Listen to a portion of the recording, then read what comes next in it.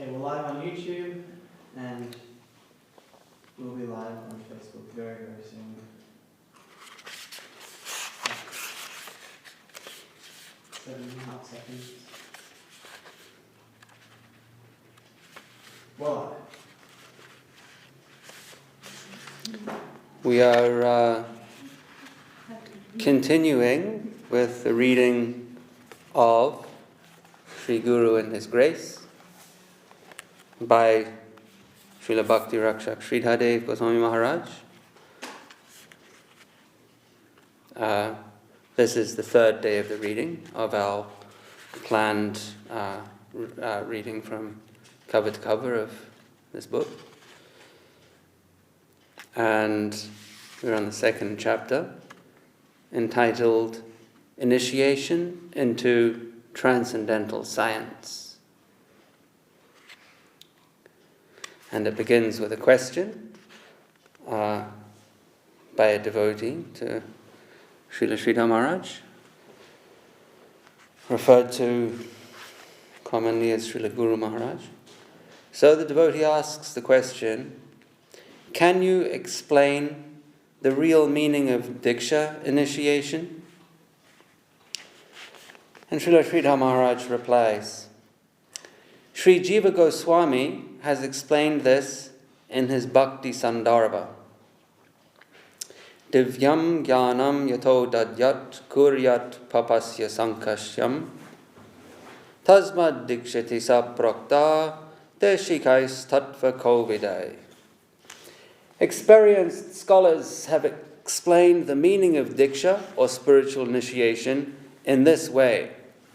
Diksha is the process through which transcendental knowledge is imparted by the preceptor to the disciple.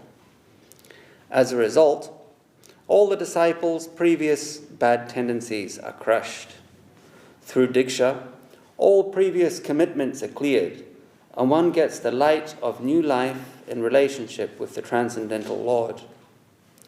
Diksha, or initiation, is a process by which we are given a noble connection with the Absolute Center, and, at the same time, our previous commitments are all finished. It is an inner awakenment of life that brings divine knowledge. The wealth is there within us, but it's suppressed. Diksha means discovering one's inner wealth and getting relief from all outward obligations. With inner awakenment, the outward commitments will vanish, just as when you reach home, all other arrangements you may have contracted for your comforts are all cut off, for at home you find full comfort. When we are in a foreign land, we may seek the comforts which are supplied in hotels, but when we reach home, the hotel comforts are discarded. We find no more use for them. Sometimes a miner is kidnapped from home. Later, while visiting his native place, he may stay in a hotel. But if he suddenly finds his father's house and returns home, his parents will recognize him and say, "Oh, my son, you were stolen from us when you were young. We recognize your face. I am your mother. This is your father. Here is your sister." Then the hotel is no longer needed. In a similar way, with the inner awakenment of the soul, when we return back home, back to Godhead, we will find our comfortable home with Krishna. So to make a connection with our real home and dispense with our outward links is known as Diksha. Mantra, the spiritual formula. Devotee, what is the difference between shiksha, or spiritual instruction, and diksha? Srila Sridhar Maharaj. Diksha mainly involves initiation into the mantra, the spiritual formula. Other instructions are necessary to substantiate it, to help it become effective. Certain activities are also helpful. These are all parts and parcels of initiation. So, a general direction is given by Diksha, but how to substantiate that, details are necessary. In the Srimad Bhagavatam 7.5.23-24, it is said, Shravanam Kirtanam Vishnu Smaranam Padasevanam Archanam Vandanam Dasyam Shakyam Atmani Vedanam Iti Pumsharpita Vishnu Bhaktis Chain Navalakshana Kriyeta Bhagavat Yadha Tanmanye Ditam Uttamam.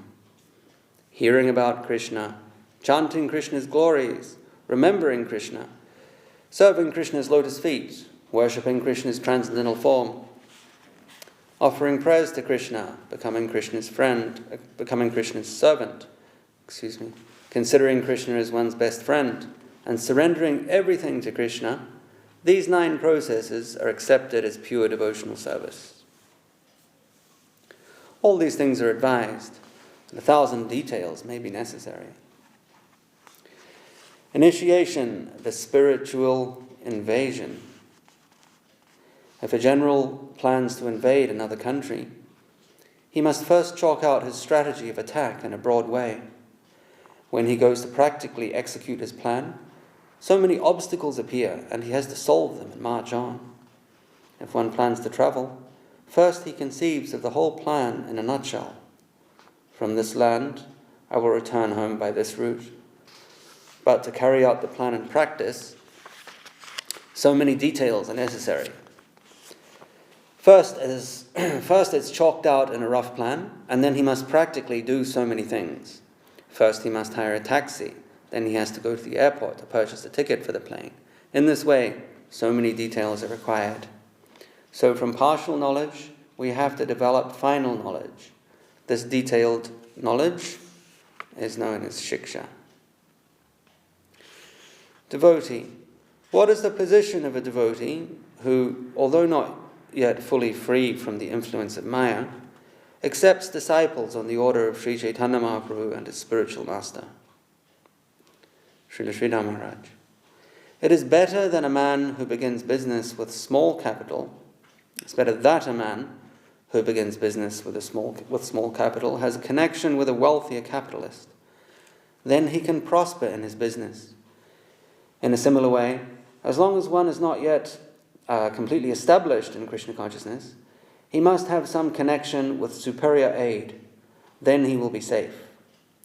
If we are to fight face to face with Maya, illusion, help from the higher agency should be our only resource. It is very difficult to control Maya. Krishna says in the Bhagavad Gita 7:14, Daivi hyesha gunamayi mama maya duratyaya mameva ye prapadyante mayam etam tarantite. My illusory energy is impossible to overcome. Only one who surrenders to me can cross beyond it. Maya dreads only Krishna, for she has her backing from him. If you attempt to cross Maya alone, it will be impossible.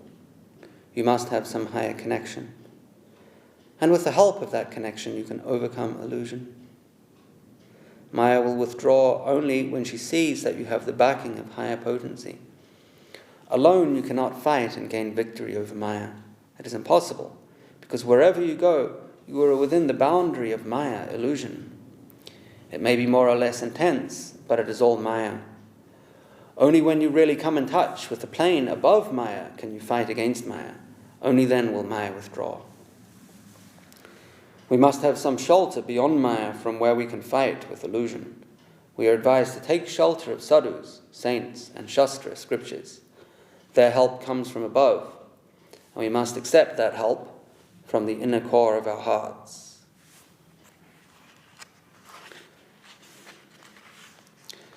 Accepting disciples and karma. Devotee. It seems that those who accept disciples have to undergo some physical difficulty or suffering because of accepting the karma of their disciples. Srila Sridhar Maharaj. Physical difficulty should not be considered, and physical success also should not be considered of much value. One should not think that if a guru has a large number of disciples, he is great. One may voluntarily accept the responsibility of the spiritual life of so many disciples, but find that their improvement is not satisfactory. As a result, he may experience some disturbance. He may think, I have taken charge of their lives, but I am not able to give them the desired improvement in their spiritual life. That is a good symptom. The Vaishnavas have no trouble for themselves, but they are troubled for others. Paradukha Dukhi. In his prayer to Sanatana Goswami, Srila Raghunath Das Goswami writes that Sanatana Goswami was always distressed upon seeing the distress of others. A Vaishnava has no mental trouble for himself, but he feels mental trouble when he sees the pain of others. It is difficult for a Vaishnava to tolerate that. They are always sympathetic to the misery of others. This is the qualification of the intermediate devotee. He has no trouble of his own, but he is troubled by the pain of others. An intermediate devotee cannot ignore these things. The spiritual master will have to digest some of the responsibility of the bad and undesirable activities of the disciple. He has the responsibility of managing them by his instruction. When a doctor has accepted a patient, the patient is in pain. The doctor may feel some trouble in his mind, if the patient is in pain. I have taken charge of this patient and I cannot remove his difficulty. In this way, he may feel some voluntary responsibility. The spiritual master may experience different kinds of suffering in different stages. Sometimes a guru may feel, I am doing as much as I can to help this disciple. Such a guru does not take so much responsibility for his disciple. He thinks, I am doing my duty, and treats his disciples with this openness of mind. It is just as in the case of the consulting physician and the family doctor. The family doctor cannot shake off the responsibility of caring for his patients.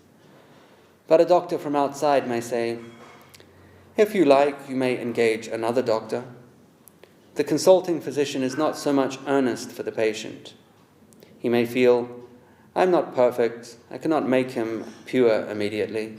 Whether he improves is God's will. I can only do my best. From the beginning of the relationship, just as a doctor may approach his patient with this attitude, the guru may approach his disciples. The question of how much responsibility the guru takes for the disciples is a question of the attitude he takes towards his disciples in particular cases. Devotee. Does the disciple's advancement depend more on the guru or on his own efforts? How will the disciple make proper advancement in following the principles of his guru? Srila Maharaj. That depends on the stages of realization of the disciple. Exclusive devotion must come from the disciple towards the guru. It is said in the Svetashvata Upanishad, 623, Yasya Devi Para Bhaktir Yatha Devi Tata Guru Tasyaite Katita Hyarta Prakashanti Mahatmana. The key to success in spiritual life is unflinching devotion to both the spiritual master and Krishna. To those great souls who have full faith in Krishna and the spiritual master, the inner meaning of the scriptures is fully revealed. The guru is Krishna's representative. We are in search of divinity, and so we must try to concentrate all our energy wherever we find a real connection with divinity. That is the key to success, because Krishna is all-conscious. So, the response to our devotional efforts will come from Krishna according to our attentiveness to him. He is everywhere. In the conception of infinite, everywhere there is center. Nowhere is there circumference. In every point, there may be the center. Prahlad Maharaj saw the center present everywhere. Hiranyakashipu asked him, is your God in this pillar? And Prahlad replied, yes, he is there. And when Hiranyakashipu demolished the pillar, Lord Nrsimhadev came out. Guru, absolute and relative. Devotee. Can you explain this concept of the absolute and relative position of the spiritual master? Srila Sridhar Maharaj, by the special will of Krishna, Gurudev is a delegated power. If we look closely within the spiritual master, we will see the delegation of Krishna. and accordingly we should accept him in that way. The spiritual master is a devotee of Krishna, and at the same time, the inspiration of Krishna is within him. These are the two aspects of Gurudev. He has his aspect as a Vaishnav, and the inspired side of the Vaishnav is Guru. On a fast day like Ekadasi, he himself does not take any grains. He conducts himself as a Vaishnav, but his disciples offer grains to the picture of their Guru on the altar. The disciples offer their spiritual master grains even on a fast day. The disciple is concerned with the delegation of the Lord, the Guru's inner self, his inspired side. The inspired side of a Vaishnav is Acharya or Guru. The disciple marks only the special inspired portion within the Guru. He is more concerned with that part of his character. But Gurudev himself generally poses as a Vaishnava. So his dealings towards his disciples and his dealings with other Vaishnavas will be different. This is Achintya Bheda Abheda, inconceivable unity in diversity. There may be imitation and there may be deviation, both are possible. For the ulterior motives, one may make a trade of guruship, just as in the case of the caste Goswamis and the Sahajas, imitationists. For some reason or other, one may pose as a guru, but the symptoms of a real guru are given in the scriptures. Shabde pare chanishnatam brahman yupashamashrayam. Srimad Bhagavatam 11.3.21. A bona fide spiritual master must be conversant with the conclusions of the Vedic literature. Jai. And fixed in a bona fide spiritual master must be conversant with the conclusions of Vedic literature and fixed in realization of the supreme truth.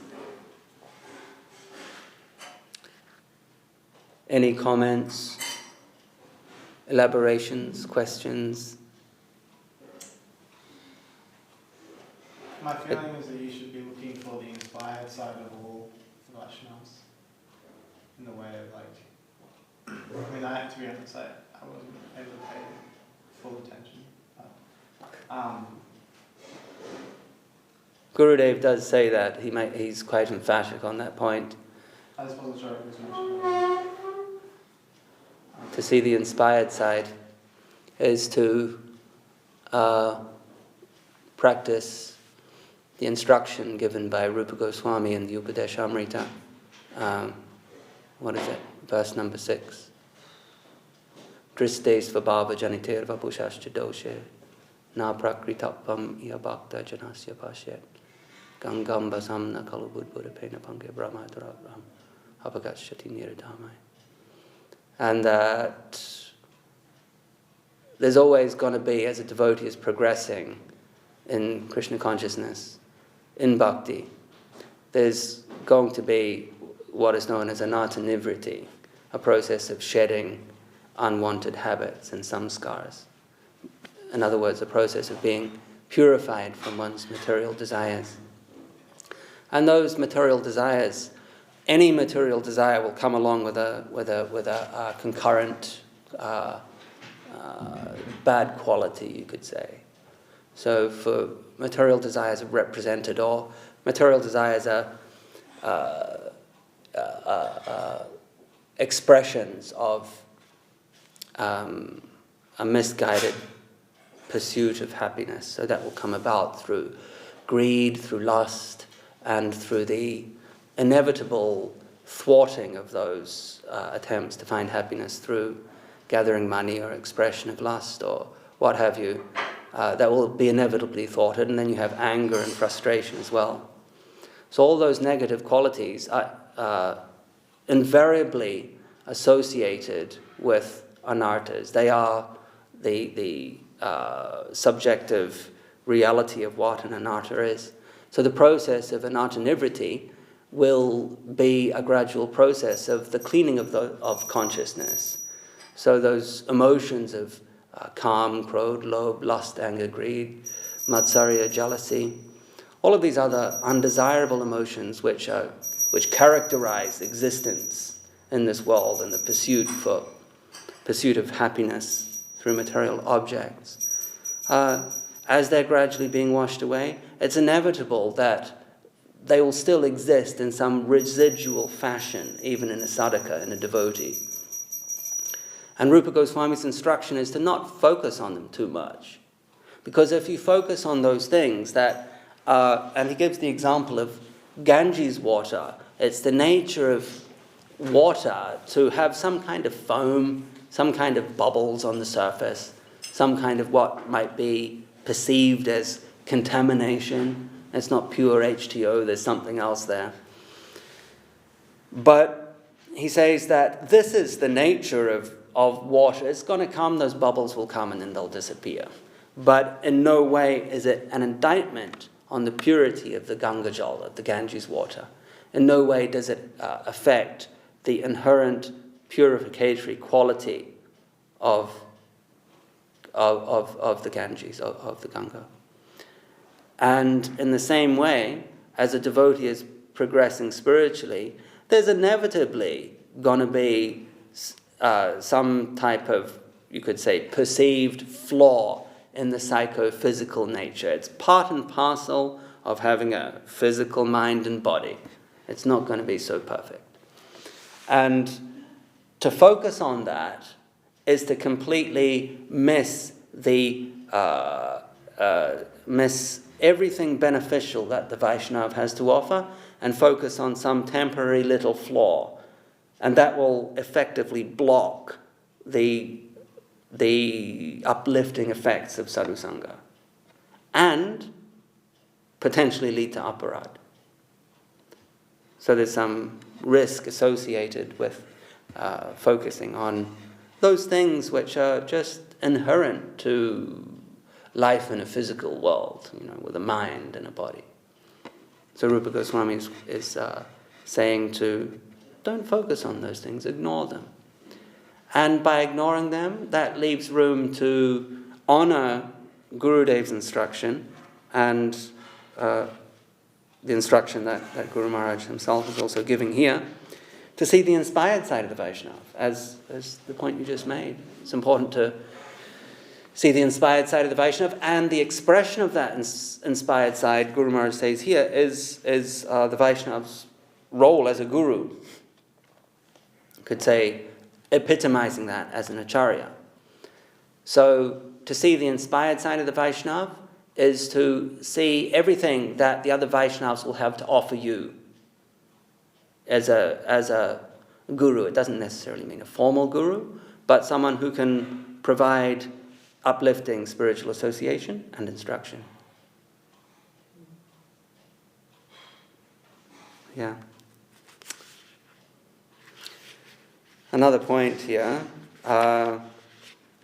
in this last, in this verse from the Srimad Bhagavatam that Guru Maharaj quotes, 11.3.21.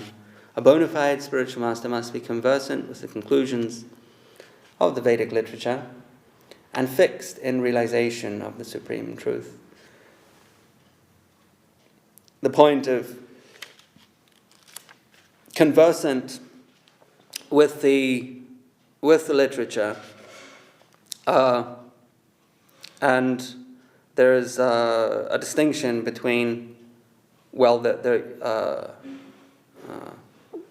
say the scripture, Bhagavat, and the devotee, Bhagavat. And both are in accord. Both the Guru and the Shastra always work in harmony, in accord.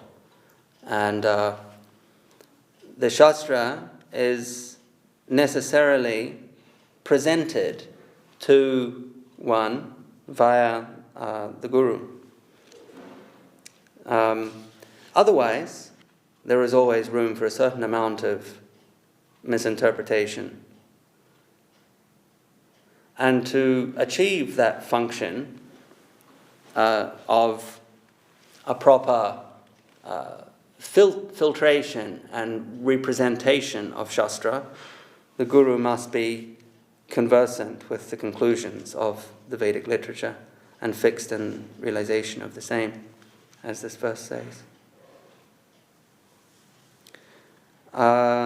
And if one has a bona fide spiritual master, as it says here, a bona fide spiritual master must be conversant with such conclusions, then they can have confidence that the spiritual master can accurately present Vedic knowledge as is appropriate to the devotee at their current stage of advancement. Because there is a huge corpus of literature, the Vedic literature, with many even somewhat contending ideas or conflicting conclusions. Even inside particular schools of thought, even inside Vaishnava theology, there is quite differing interpretations on elements of Siddhanta or perceived Siddhanta. And for one to try and tackle them using one's own mental and intellectual faculties is going to be a challenge, and it's always going to be vulnerable to misinterpretation. So one will achieve or arrive at conclusions that are not necessarily correct or suitable to one's current stage of spiritual development. And thus a guru, as this Bhagavatam verse being quoted by Guru Maharaj says, is necessarily conversant with the conclusions of Vedic literature and the realization of them, of this supreme truth. And thus is able to present that literature in the most appropriate and context-appropriate method or packaged in a way that is suitable to the time, the place, the circumstance, and the level of advancement of the practicing devotee. And to bear that in mind is hugely important, otherwise it's possible to lead oneself astray through trying to tackle the instructions of the Vedas by oneself without the intermediary of the spiritual master. For example, we have adjustments made by Saraswati Thakur and Srila Prabhupada to the presentation of Gaudiya Vaishnava philosophy and theology. And certain additions are perhaps made, or certain subtractions are made in their representation of the philosophy and theology. And if they are to be accepted as bona fide and realized, then that is a perfect package for for us to accept and practice. And it removes a lot of stress and strain of trying to figure things out for oneself. If one can have a little bit of faith, it makes it a lot easier.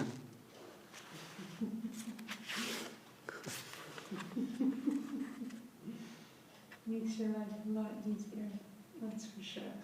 Sorry? I said that makes your life a lot easier, that's for sure. Yeah. Just to have faith in what your gurus told you. Yeah. There was another point earlier in here that I noted, but it's escaped my mind. Keep on reading. Scriptures need saints. Anyone can say, I am a guru, he is not a guru. Imitation is always possible, but the scriptures give the criterion for the selection of a real guru, and the real guru will extract the meaning of the scripture. Guru and Shastra are interdependent. One will help another for our edification. The scriptures say we must read the scripture under the guidance of a proper professor, a Vaishnava guru. Acharyavan Purusho Veda. So the scripture is dependent on the spiritual master. And who is a spiritual master? The scriptures will explain. So they are interdependent. Sadhu and Shastra are both necessary. They are the active and the passive agents. Devotee, can you explain why Krishna appears in so many different gurus? Why must Krishna appear again and again? Can't we learn everything we need to know just by reading Bhagavad Gita? What is the need for constant revelation? Don't the old books contain all the truths we need to know? Srila Sridhar Maharaj. In Srimad Bhagavatam, Krishna says, "First I transmitted Vedic knowledge to this world through Brahma, and that was entrusted to his disciples, the 4 Kumaras, Marichi, Angira, and other sages. The knowledge was then invested in them and later in books. First it was presented in the form of sound, not script. Gradually it became fixed in writing. In the beginning, it descended directly through sound from one man to another, from lip to ear. No script or writing was invented at that time, but knowledge was contained in the form of sound. Passing through the ear to the mouth and again to the ear of another, gradually it became lost. In connection with a mediator, sometimes it becomes lost and disfigured, distorted, and then again the Lord feels the necessity of appearing in this world. Yada yada hi dharmasya. Sometimes Krishna comes himself, and sometimes he sends a normal thinking man to reinstate the standard of true religion. Krishna says, "This karma yoga that I have spoken to you, Arjuna, I first spoke to Surya, and from Surya it was passed down from generation to generation. And so it has become mutilated and disfigured." Again, I am speaking that very same thing to you today. The innovating plane gradually erodes the truth. The truth is bright when it first appears, but gradually, with the contact of this innovating plane, it becomes weak, disfigured, and demoralized. And so Krishna appears from time to time to rejuvenate it and bring about a renaissance. We can see even in the pastimes of Mahaprabhu that the same principle applies, although Mahaprabhu is a very special avatar, or in fact, Krishna himself appearing. And it was just mentioned in the Premadama Deva Stotram we were singing just before, how one of the reasons that Mahaprabhu appeared is through the desire of his devotee, Advaita Acharya.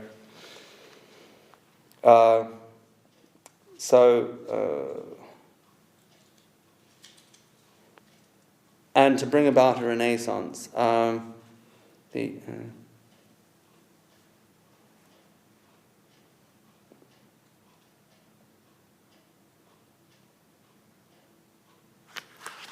Continue. Is there any difference between an acharya and a guru? Srila Sridhar Maharaj. Guru and acharya are the same, but generally it may be said that an acharya does more extensive work. And also the acharya must have extensive knowledge of the scriptures, whereas the guru may not have expressly deep knowledge of scripture, but may have real knowledge of their purport. He may not be able to quote scripture extensively, but feels the meaning of the scriptures. He may be a guru, but an acharya is one who preaches widely and is able to extensively quote scriptural evidence. Marketplace of gurus. Devotee. There are so many imitation gurus in the guise of Vaishnavas who are simply out to cheat the innocent public. How can we know who is a real guru and who is a cheater?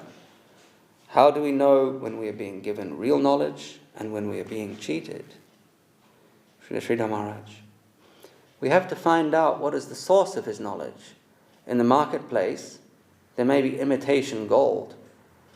But if we are sure that the gold we are purchasing is from a particular mine, we can buy it with the assurance that it has not been tampered with on the way. In that way, it can be understood by examining the source. Once, here in India, Gandhi wanted to revive the charaka system of homespun cloth. In the charaka system, the poor produce thread with a spinning wheel, and if everyone buys that cloth, called kadi, then the money goes to the pockets of the poor. But the Japanese and English cloth factories sent imitation homespun kadi here. They began manufacturing rough cloth imitating the ordinary homespun cloth produced here by the poor. Gandhi found himself perplexed. "What is this?" he said. "My need is that the money go to the poorest pocket, but now the capitalists are producing imitation rough cloth abroad, and that is being sold here in India. Instead of money going to the poor here in India, it is going to the foreign capitalists." Then he founded one association, the Khadi Association, and told his followers, "You must purchase homespun cloth only from those shops who are connected with this association of mine. Then the money will surely go to the pockets of the poor." At that time, he said, "This is Guru Parampara, the system of disciplic succession." Of course, this is a crude example. Revealed truth coming uncontaminated through a particular process is parampara. We must connect with a reliable succession. Only then can we get the genuine thing. The authorized association is necessary. Guru Parampara is necessary. So before we read anyone's book, we shall try to find out who is his guru and from where the substance is coming down. Is it only a facade, or is there any real substance within? If we could understand that he has a relationship with a genuine sadhu, then we can give some attention to him. I often give the example of the homeopathic globule. The mere globule itself has no medicinal value. The potency is within. An ordinary guru may give the same mantra to his disciple, but what is the potency within the sound? What quality of conception or divine will is contained in that sound? That is all important. To get the mantra from a Sadguru, a genuine guru, means to get the internal goodwill or real conception about the Lord.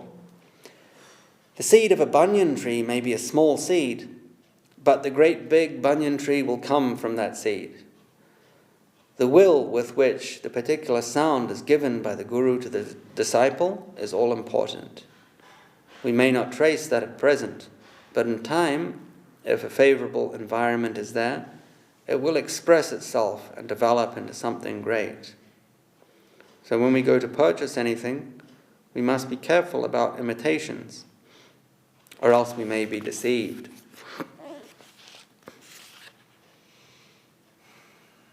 And this is a constant vigilance is required in this regard, because there's always, and there has always been, various characters that will present themselves as guru for all the perks of being a guru, because it's quite an attractive proposition for many people. In fact, the potential for exploitation, for exploiting others, is heightened in the position of guruship, because to exploit others you must have some kind of power to achieve what you want, or to get what you want from them, to take something from them, some dominance over others. That's essential. And so that characterizes the outside world of everyone trying to establish themselves in a competitive rat race, as it's been described, so that they can be in a position of power, so they can gather energy to then extract from the environment something that they perceive as pleasurable. And that requires the ability, it necessitates taking from others, in other words, exploitation. And the position of guru is ripe for exploitation, unfortunately, because for example, take the head of a company, an executive officer, CEO. Now, they will have the power to influence many others in their company, to hire people, to fire people, and many will fawn to that person, submit to that person, scratch their back, and play the role of a sycophant in order to get what they want from a person who has a little more capital, a little more material resource and power than themselves. So they're in a position of having others submit to them on a certain level in exchange for something else that those people desire. The guru, however, is having others come to them and submit, not just on a sycophantic level of trying to please someone or trying to flatter someone in order to climb a social or a hierarchical ladder in the workplace, but they are surrendering their very trust. You could say they're surrendering themselves on a soul level to this person, to the guru.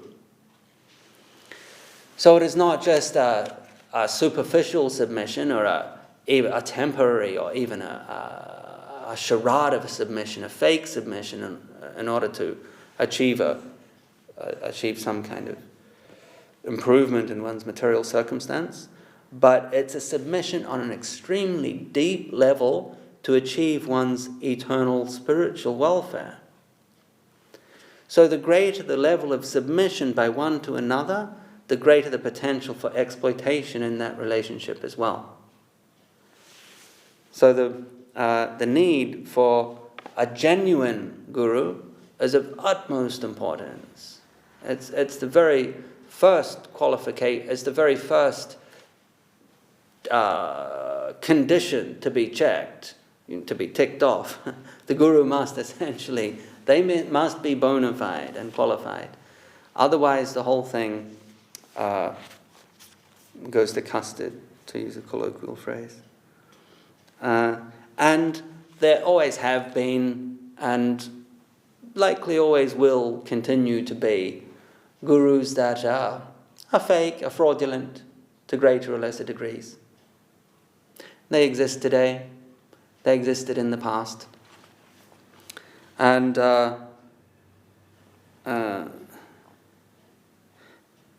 whatever that guru is giving the disciple also is of dubious substance or of dubious benefit or zero benefit, perhaps even of some kind of negative, some kind of opposite of benefit. In other words, it's misguiding or it takes them down a wrong track.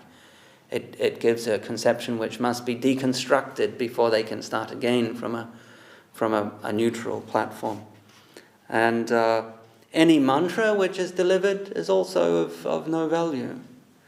So Guru Maharaj is saying here that it is that potency of the Guru and that will of the Guru that is coming through in the mantra to the disciple.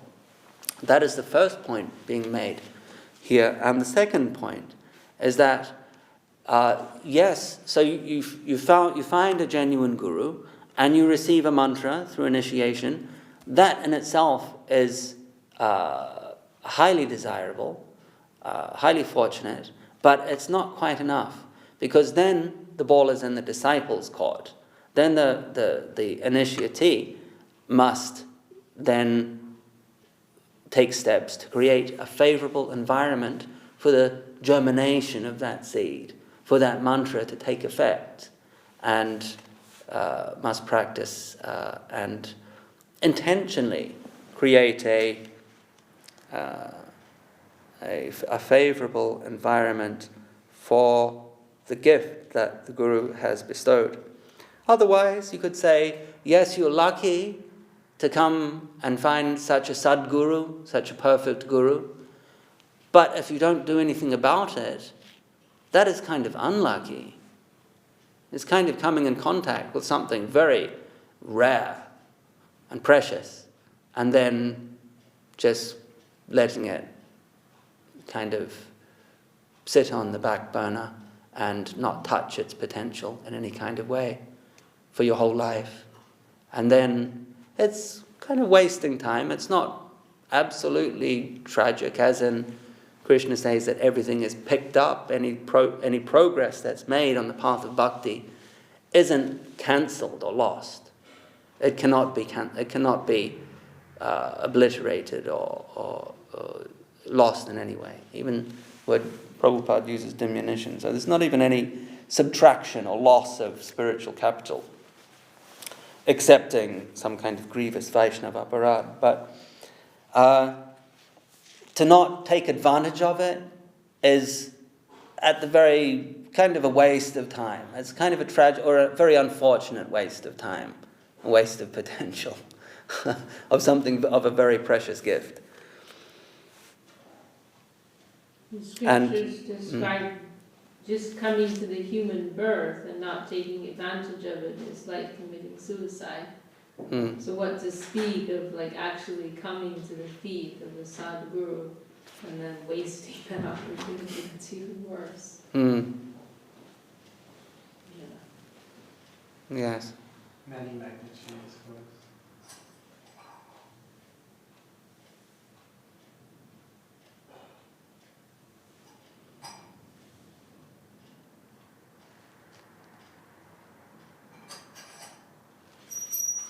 That is the end of this chapter. So, anything else, Vishaka Didi? Oh no, we're very happy to hear. Surely there's something you got to say. I mean, something more. Oh, I'm happy with that. Okay. There was something else that struck me earlier, and then it escaped my mind. I'm going to see if I can quickly see it. Actually, there's lots here, but the thing is, it's already kind of so complete, Guru Maharaj's words, and it's more of a matter of imbibing them rather than trying to elaborate on them. Did you want to say something? Oh, you were saying something about like the avatars or something? Oh, yeah. That was...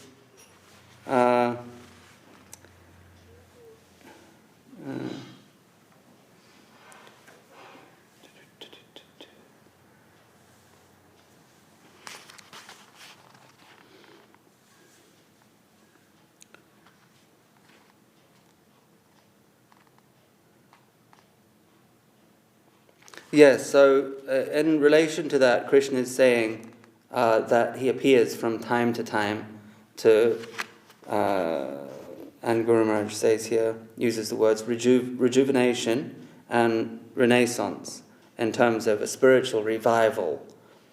And here on planet Earth, and we saw that in the pastime of Prahlad Maharaj, which was read on Nrsimha Chaturdasi the other day. Nrsimhadev appearing to protect his devotee Prahlad, and thus practically proving his words that he will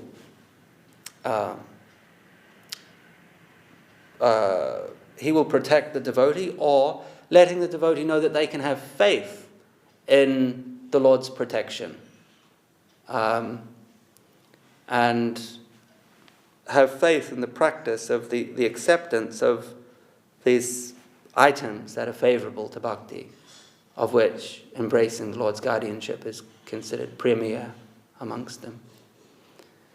So you can see in the pastime of Nrsimhadev that it's kind of creates a renaissance, or an inspired faith, confidence in the devotee's practice, and the devotee's confidence in Krishna's protection inspires them to embrace Krishna's guardianship, when Krishna himself is proving that.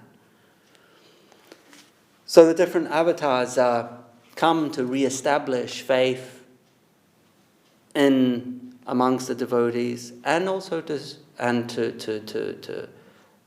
re-establish Dharma on a more generic level. And so the point I was going to make is that Sri Chaitanya Mahaprabhu also does that by establishing what's called the Yuga Dharma, or the Sankirtan Yagya, which is congregational kirtan, chanting of the holy names. But even more than that, so there's a general positive purpose for the descent of an avatar, and Mahaprabhu is even more than that, as in there is that practical purpose of establishing the process of Dharma for this age, but also to show the very highest pinnacle of the soul's relationship with the center, with God, And that is love, the most intense, purest type of spiritual love, and of the very highest rasa, the very most intense quality and quantity. And that is not just, you could say, a normal function of an incarnation, but it's a very special, superlative function that Mahaprabhu is giving and delivering.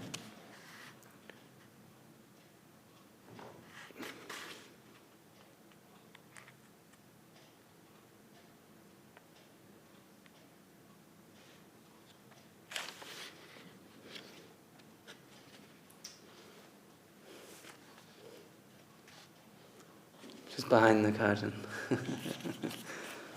All right, should we finish that? 8 o'clock.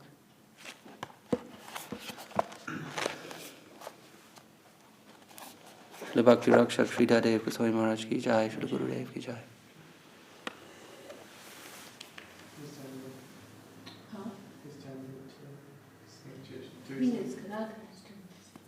To sing? Okay. Hari Hare Nama Krishna Yadavaya Namaha. Hari Hare Nama Krishna Yadavaya Namaha. Yadavaya Madhavaya Keshavaya Namaha. Yadavaya Madhavaya Keshavaya Namaha. Gopala Govinda Ram Shri Madhusudana. Gopala Govinda Ram Shri Madhusudana. Giridhari Gopinath Madana Mohana. Giridhari Gopinath Madana Mohana. Vijayatana Nityananda Sri Advaita Chandra. Vijayatana